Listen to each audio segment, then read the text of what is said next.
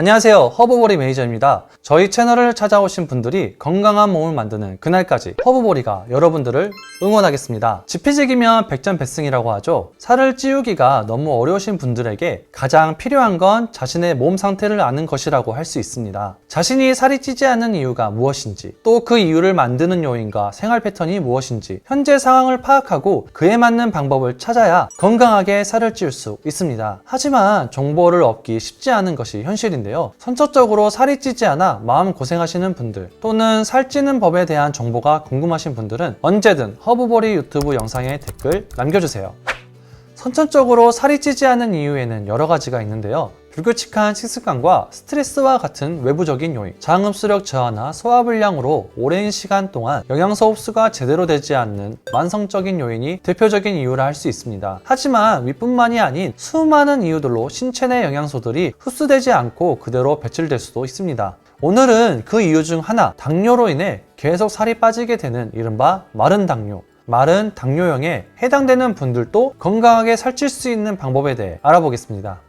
안녕하세요. 당뇨병을 앓고 있는 30대 남성입니다. 예전에는 이러지 않았던 것 같아요. 음식 소화도 아주 잘 되고 운동도 열심히 했고 살도 빠지는 것보다는 좀 찌는 걸 더 걱정을 해야 될 정도로 아주 건강했는데 당뇨에 걸리게 된 이후로 좀 많이 바뀌더라고요. 제가 알기로는 당뇨에 걸리면 배가 나오는 걸로 알고 있었는데 오히려 살이 엄청 빠지더라고요. 어떻게든 살을 찌우려고 이런저런 음식들을 많이 먹어봤는데 살이 오히려 더 빠지더라고요. 당뇨다 보니까 아무래도 당이 올라가면은 몸에 무리가 가서 먹을 수 있는 음식에도 좀 제한이 있고 운동도 좀 해볼까 했는데 먹는 게 좀 제한이 되다 보니까 혹시 살이 더 빠지는 건 아닐까 하는 생각이 들더라고요. 결국 당을 조절하는 게 우선이다 보니까 자연스럽게 더 말라갔던 것 같아요. 네, 이렇게 좀 이야기해 주셨는데 뇌분비 질환인 당뇨병은 현대인들이 살이 찌지 않는 대표적인 병적 원인이기도 합니다. 깨진 항아리에 아무리 물을 부어도 채워지지 않고 새는 것처럼 살을 찌울 때도 우리 몸에 질병이 있다면 병이 생긴 부위를 치료하기 위해 많은 에너지를 소모하기 때문에 체중이 늘지 않습니다. 마른 당뇨가 있는 분들이 살을 찌우기 위해서는 먼저 살이 찌지 않는 이유를 알아야 합니다.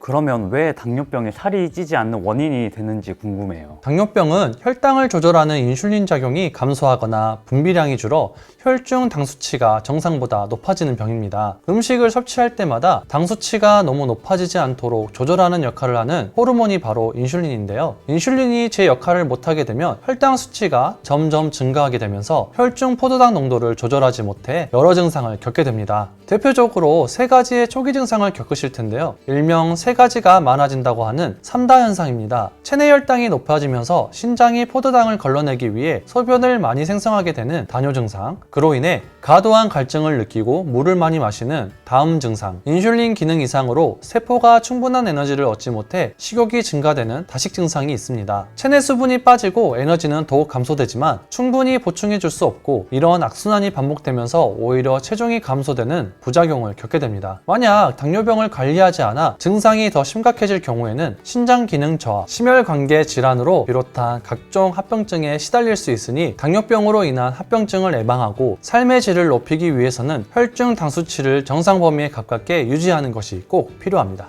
그러면 당 수치는 어떻게 관리를 해야 될까요? 가장 중요한 것은 바로 식후 혈당을 확인하는 습관을 가지셔야 합니다. 당뇨를 가지신 분들은 당뇨가 없는 일반군 범위보다 높은 혈당 수치와 당하혈 색소 모두 높은 범위에 머무르고 있는데요. 되도록 공복 혈당은 100, 식후 혈당은 140에 가깝게 유지하는 것이 필요합니다. 또한 같은 음식을 먹더라도 조리 방법에 따라 식품의 특성이 변화돼 식후 혈당의 수치가 달라질 수 있는데요. 그 이유는 당질의 종류와 전분의 성질, 조리 및 가공 방법, 식품의 형태, 식이섬유소 함량, 식품의 조성 등 다양한 요인이 식후 혈당에 영향을 미치기 때문입니다. 얘기를 들으니까 어떤 기준으로 음식을 골라야 될지 잘 모르겠는데 혹시 어떤 부분을 보면 될까요? 걱정하지 않으셔도 됩니다. 한 가지만 보시면 되는데요. 바로 GI, 식품별 GI 혈당 지수를 체크하시면 됩니다. 혈당 지수란 특정 식품을 섭취하고 얼마나 빠른 속도로 소화돼 혈당 농도를 증가시키는지 객관적으로 표시하는 수치로 쉽게 혈당 지수, GI 수치가 높은 식품일수록 섭취 후 혈중 포도당 농도를 빠르게 상승시키는 데 영향을 미치게 됩니다. 당 지수는 55 이하인 경우 GI 지수가 낮은 식품, 70 이상인 경우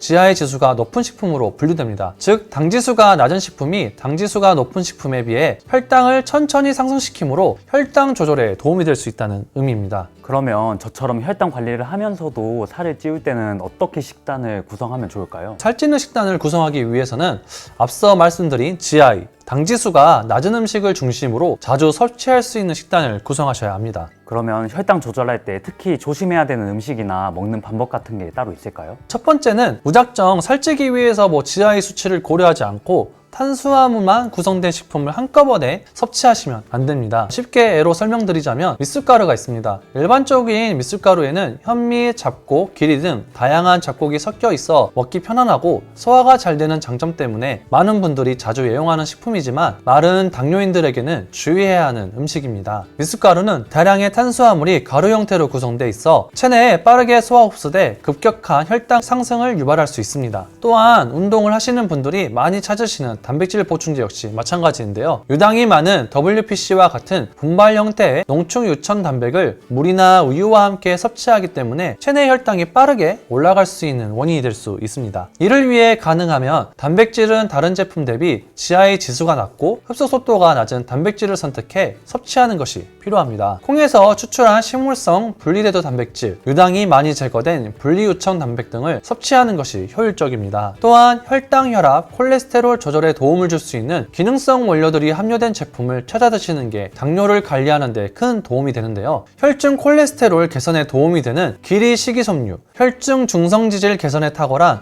난소화성 말토덱스트린, 식후 혈당 상승 억제 효과가 있는 바나바 잎 추출물이 함유된 제품을 구입하시는 것을 적극 추천드립니다.